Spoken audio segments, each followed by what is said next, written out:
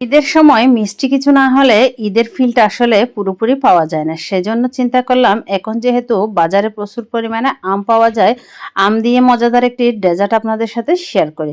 চলুন দেখে নিই আমার এই ডেজার্টটি তৈরি করতে কি লাগবে। প্রথমে লাগবে বিশেষ করে আম। এখানে আমি একদম পাকা আম নিয়ে নিয়েছি, 2টা আম কেটে নিয়ে নিয়েছি। এখন ব্লেন্ডার জারে নিয়ে নিব।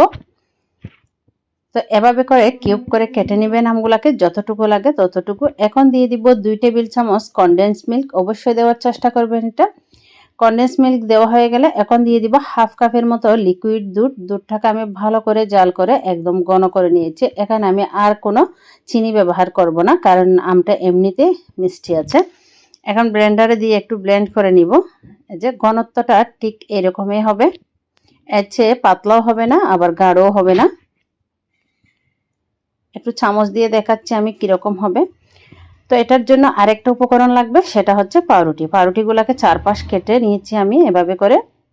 কেটে যে লিকুইডটা তৈরি করে রেখেছি আমার দুধ দিয়ে, সেটার মধ্যে চুবিয়ে এভাবে করে একটি লেয়ার দিয়ে দেব। এই যে আমার ভিডিওটা হয়তো কোনো কারণে স্কিপ হয়ে গেছে, দ্বিতীয় লেয়ারে অবশ্যই আপনাদেরকে দেখাবো। এখন যেটা লাগবে সেটা হচ্ছে ক্রিম। কেকের যে ক্রিমটা আছে সেই ক্রিমটাই লাগবে। এখানে আমি হুইপ ক্রিম, আমি ট্রপিক্যাল যেটা ক্রিম আছে সেটা বিটার করে নিয়েছি। বিট করে নেওয়ার পরে এরকম কিছুক্ষণ ফ্রিজে রেখে ঠান্ডা করে নিয়েছি। আসলে এটা তো সবাই তৈরি করতে পারি আমরা, সেজন্য পুরো দেখালাম না, দেখালে হয়তো ভিডিওটা আরেকটু বড় হয়ে যেত। এক লেয়ার দেওয়ার পরে যে আমি এভাবে পাউরুটি চুবিয়ে এখন আমি উপরে আরেকটি পাউরুটির লেয়ার দিয়ে দিব। তো প্রথমও কিন্তু আমি ঠিক এভাবে করে লেয়ারটা দিয়ে দিয়েছিলাম। এই ক্ষেত্রে আপনারা চাইলে পাউরুটির পরিবর্তে কিন্তু কেকও দিতে পারেন, তবে আমার মনে হয় পাউরুটি দিলে খুব ভালো হয়।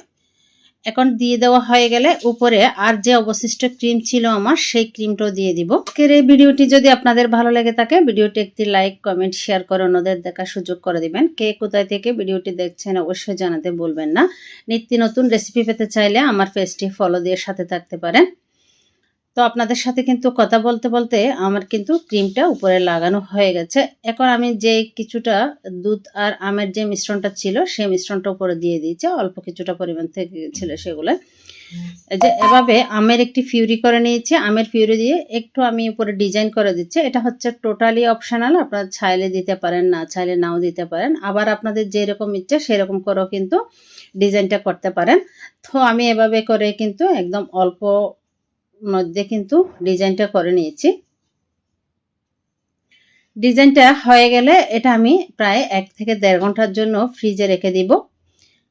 উপরে সৌন্দর্যের জন্য কিছুটা আম দিয়ে দিয়েছি। আমটা অবশ্যই একটা জিনিস খেয়াল রাখবেন, মিষ্টি আম দেওয়ার চেষ্টা করবেন। কোনো ক্রমে যদি টক আম পড়ে যায় তাহলে খেতে একদম বাজে লাগবে।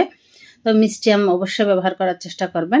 ফ্রিজে রেখে দিয়েছিলাম 1.5 ঘন্টার জন্য। ফ্রিজ থেকে বের করে যে খুব সুন্দর কিন্তু ক্রিমটা সেট হয়ে গেছে। এই ডেজার্টটা খেতে কিন্তু একদম অসাধারণ ছিল। ঈদের জন্য কিন্তু পারফেক্ট একটা ডেজার্ট। অল্প কিছু খরচে কিন্তু এই ডেজার্টটি তৈরি করে নিতে পারবেন। আশা করি আজকের এই ডেজার্ট রেসিপিটি ভালো লেগেছে। ভালো লাগলে টাইমলাইনে শেয়ার করে দিবেন। আজকে বিদায় নিচ্ছি, আল্লাহ হাফেজ।